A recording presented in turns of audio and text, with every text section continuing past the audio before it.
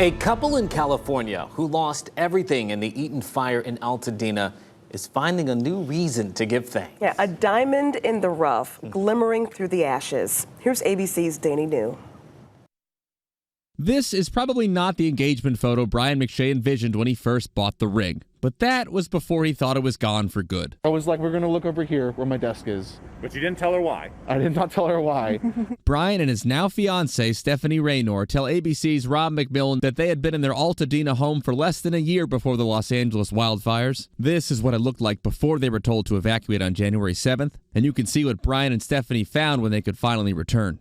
As soon as we walked up, Like, it really hit us. Nope, yeah, it's gone. Besides their pets, they say they lost everything, but Brian was hoping that somehow the engagement ring he had just bought survived, even just some of it. I was thinking about it. I was thinking, well, maybe the stone should survive and maybe we'll find a little stone.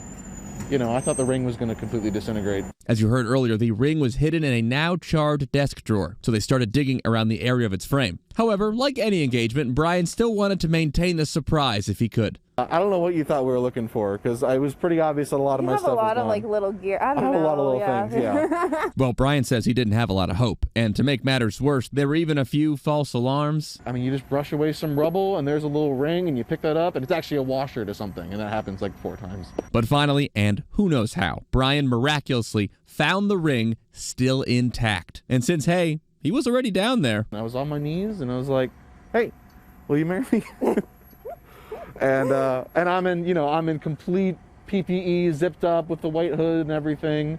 I'm crying. Spoiler alert, she said yes, and now, even though Brian and Stephanie lost their home, it sounds like Altadena is still where they want to spend their life together. We're really hoping that Los Angeles can support Altadena in its rebuild efforts for the next couple of years and that we're able to return, because this community is just so special. Now, there is a GoFundMe set up for them that has raised $40,000 so far, and who created it?